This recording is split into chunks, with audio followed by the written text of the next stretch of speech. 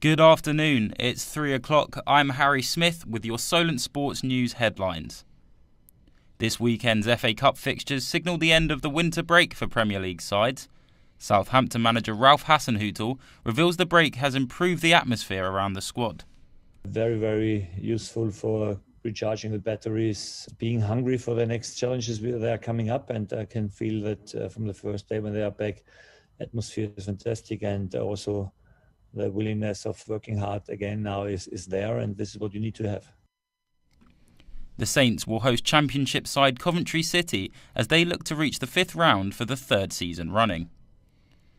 We are now joined by sports journalist and Southampton correspondent Bryce Densham. How important do you think it is for the club to do well in the FA Cup this year?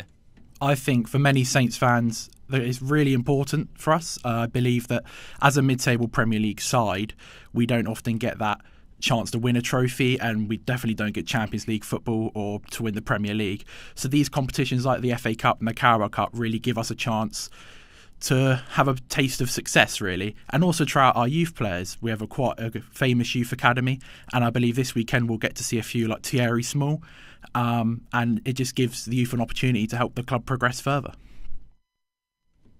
What is the feeling around the club in terms of confidence about the team and the squad compared to recent seasons? Yeah, the squad is a lot better, a lot thicker this year. A lot more personnel. After the summer transfer window, we got in a nice blend of youngsters mixed with some real experience in Oriol Romeu and Ward-Prowse and Forster. Add to them with Timo Livramento and Armando Broja, alongside Che Adams and Armstrong. We really have a well-rounded squad and at least two players for each position, which last year it was shot to bits around this time. Thank you very much, Bryce. West Ham will want to avoid one of the biggest upsets in the history of the FA Cup. The Hammers will welcome National League North side Kidderminster Harriers to the London Stadium on Saturday. Kidderminster club journalist Shane Wilkinson spoke to Mickey Dresati about what it means to the club to take on Premier League opposition.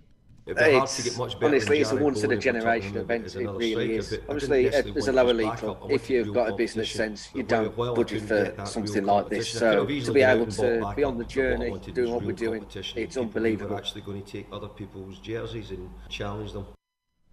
We'll hear more from Mickey and Shane in the 4 o'clock bulletin. Manchester United look for a positive end to a challenging week for the club tonight as they take on Middlesbrough in the fourth round of the FA Cup. The Red Devils will be without Jesse Lingard as he asked for a break to clear his head following his deadline day move away from Old Trafford not materialising. It means a hell of a lot. You grow up wanting to play for England, so then to be named as captain's pretty emotional. But I think the big Lingard took to Twitter to dispute this, saying that his headspace is clear and that it was the club that had advised him to take the time off.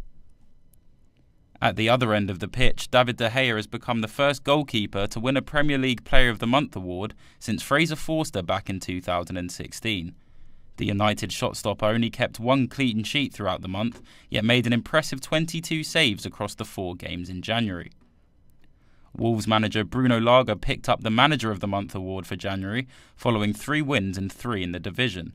The victories, including an away win over Manchester United, leave the Midlands club sitting in 8th place after 21 matches played. Liverpool's star forwards Sadio Mane and Mohamed Salah meet in a tantalising African Cup of Nations final clash set to take place on Sunday. Egypt squeezed past Cameroon on penalties last night to book their place in the final, while Senegal beat Burkina Faso 3-1. The 2022 Six Nations kicks off this weekend with the championship very much up for grabs. Defending champions Wales travelled to Dublin to face Ireland in the first match of the series. Later on in the day, a refreshed England side looked to improve on recent troubles after a lacklustre Six Nations showing last year. Tom Curry takes the captaincy for England in the absence of Owen Farrell, who is currently sidelined after ankle surgery. The 23-year-old welcomed the chance to represent his country at a young age, but remained focused on winning the series for the second time in 3 years. It means a hell of a lot. You grow up wanting to play for England, so then to be named as captain's pretty emotional. But I think the big thing is that we do a job.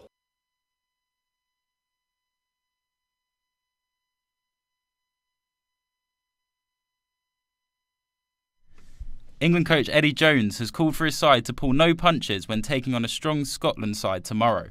Speaking to the media, Jones said he is fully aware of the strength of the Scots, despite them usually being the underdog in this fixture. At the start of his career, it's all about leading by example, getting the team on the front foot. And it goes in line with how we want to play the game. We want to go up there and get on the front foot. We want to take Scotland on. It's the first time I have been in the experience of going up there where Scotland are red-hot favourites. March 18th will finally see the UFC return to the UK for the first time since March 2019. The event will be headlined by heavyweight contender Tom Aspinall, who will face 5th-ranked Alexander Volkov. This card will also see a number of English fighters, including up-and-coming superstar Paddy Pimblett and Arnold Allen. British boxing returns to the screens this weekend, with Chris Eubank Jr. facing off against heated rival Liam Jones in what has been dubbed a real grudge match. The opponents have twice seen the bout rescheduled and offer an enticing contest for fans across the UK, with the winner set to challenge for a middleweight title in 2022. Undisputed women's middleweight boxing champion Clarissa Shields makes her anticipated UK debut on Saturday night, taking on Emma Kozin at Cardiff's Motorpoint Arena. The 3-weight world champion is the only boxer in history to hold all 4 major titles simultaneously in 2-weight divisions. The Winter Olympics has officially been opened. Almost 3,000 competitors from 91 nations will be at the Games, including 50 from Team GB. The opening ceremony is currently taking place, and GB flag bearer Dave Riding expressed his pride on being selected to carry the flag.